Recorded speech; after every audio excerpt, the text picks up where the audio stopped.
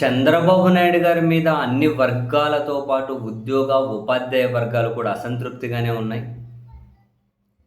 దానికి రకరకాల కారణాలున్నాయి. రోడ్లెక్కి నిరసన ఆందోళనలు చేసినటువంటి ఉద్యోగ, ఉపాధ్యాయ వర్గాలను కూడా ఇంతకుముందు మనం చూసాం.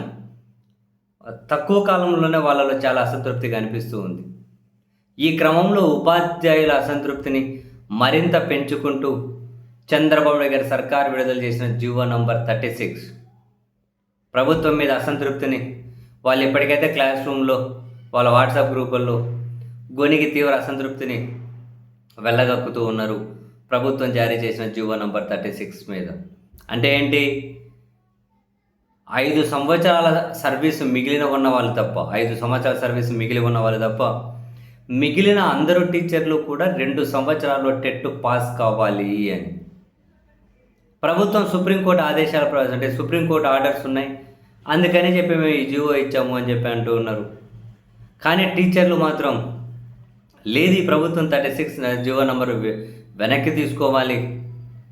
2010 పూర్వం ఉన్నటువంటి టీచర్లు కూడా ఈ నిబంధన వర్తిస్తుంది అని చెప్పడం ఏంటి? సంవత్సరానికి 10ల సంఖ్యలో ట్రైనింగ్లు ఇచ్చుకుంటూ మళ్ళీ మేము ఎప్పటికప్పుడు అప్డేట్ అవ్వలేదు అని చెప్పి ప్రభుత్వం భావించి జీవో నంబర్ 36 ఇవ్వడం ఏంటి అని చెప్పి ఉపాధ్యాయులు తీవ్ర ఆగ్రహంగా ఉన్నారు. వాళ్ళ వర్షన్ ఏంటి అంటే, పక్కన తెలంగాణ రాష్ట్రంలో ఏమో ప్రమోషన్ల కోసం టెట్ పెడుతూ ఉన్నారు, తమిళనాడులో ఏమో ఇన్ సర్వీస్లో ఉన్నటువంటి ఉపాధ్యాయుల కోసం ప్రత్యేకంగా టెట్ నిర్వహిస్తున్నారు. అది కూడా వాళ్ళు బోధించే సబ్జెక్టులోనే టెట్ నిర్వహిస్తూ ఉన్నారు. సో పక్కన రాష్ట్రాలు ఏమో ఈ విధంగా ఫాలో అవుతూ ఉన్నాయి. ఇక్కడేమో వీళ్ళు జీవో నంబర్ 36 ఇచ్చారు. ఇదే నిజంగానే ఉపాధ్యాయులను ఇబ్బంది పెట్టేది అన్నది వాళ్ళ అసంతృప్తి.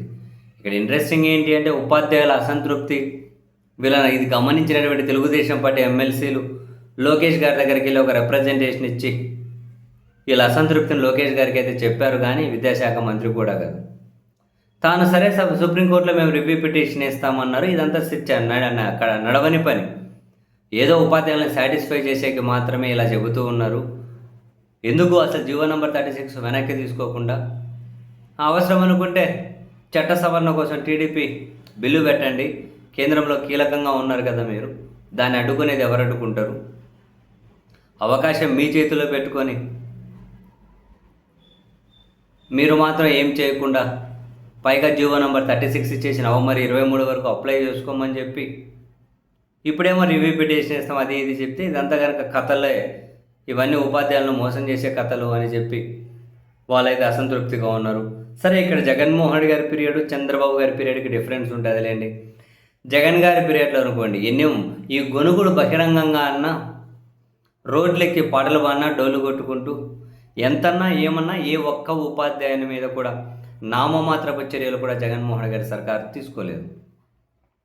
బట్ ఇప్పుడు అట్లాంటివి ఇప్పుడు రోడ్లెక్కి పాటలు పాడమనండి, ఇంటికి పంపించేస్తారు.